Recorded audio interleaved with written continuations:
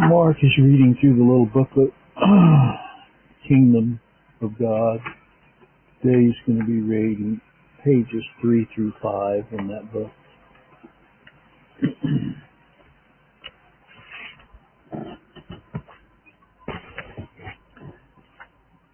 Manner of the Kingdom.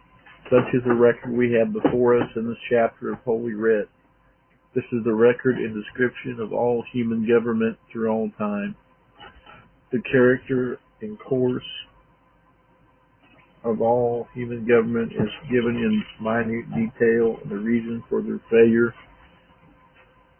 is unmistakably set forth. Here is the manner of the kingdom. Here, for the first time, Israel chose a king and a human government. Hitherto, the nation was a theocracy. God was their king, and his law was their constitution and Bill of Rights. That Israel failed under theocracy is no argument against it as the one superior form of government, nor is it proof that theocracy will not work.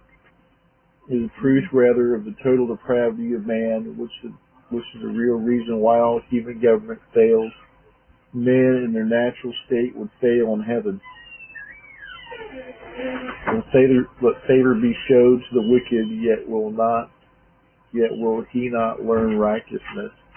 In the land of uprightness will he deal unjustly, and will not behold the majesty of the Lord. Isaiah 26:10. Marvel not that I said unto thee, ye must be born again. John 3:7. Jesus Christ did not here announce an impractical philosophy born of a mystical ideology. He stated a dire necessity arising from stark reality. Depravity is reality, not theory. Regeneration is therefore necessary. We may theorize and advance high-sounding philosophies as to the worth and dignity of man. We may offer our solutions, education, environment, and 1,000 other things. When all our theories and solutions are tried and exhausted, the stern and unrelenting fact of man's depravity still remains. The stern, relenting fact of man's depravity will remain. Always in all things, the seeds of man's destruction are in his nature. Until that nature is changed, there is no salvation for him in anything, anywhere. Regardless of form or political ideology, all human governments fail, and they fail because of human depravity and their contentions over the merit of one form of human government as opposed to another. Men grow violent and engage in war and bloodshed. But the truth is that all human government, without exception, regardless of form, is evil. When Samuel was old, he made his sons judges over Israel. His sons did not walk in his ways. They turned aside after lucre, took bribes, and perverted judgment. There is no salvation in man. Salvation, even politically, is of the Lord. Samuel's sons are not Samuel. No man lives forever. The best of men and the greatest leader dies. Goodness is not hereditary. There is no righteous dynasty. The grace of God does not descend in the family line. Neither does intellectual capacity or ability. Great men are not always wise. Men may be educated and lack wisdom. Wisdom comes from God alone. There is no royal blood nor divine right of kings. Men are individuals.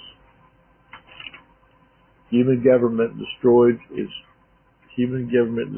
individuality. It is predicted on the fallacy that men are not individuals and therefore can be molded into some kind of a mass man.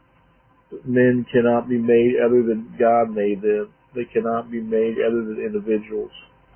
This is why one man cannot successfully rule man and individual. Human government opposes individuality and is therefore an utter repudiation of divine creation.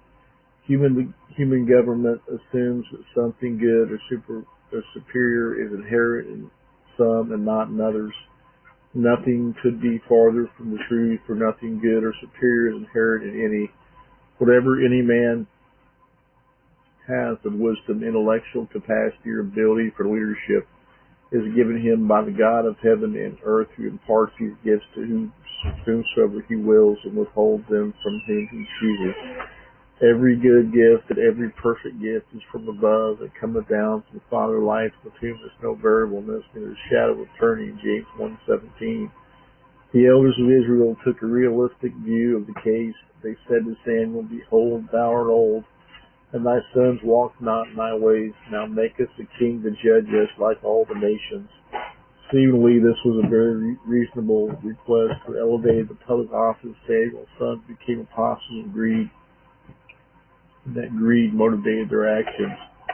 It's worthy of note that their turning aside after Luther and taking bribes was done in the name of justice, just as it is today. Men always blame God and justice for all their evil deeds.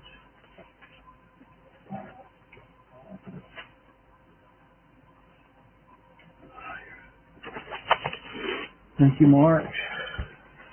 Continue this tomorrow. Good Lord being in the matter. Hope you all have a good day.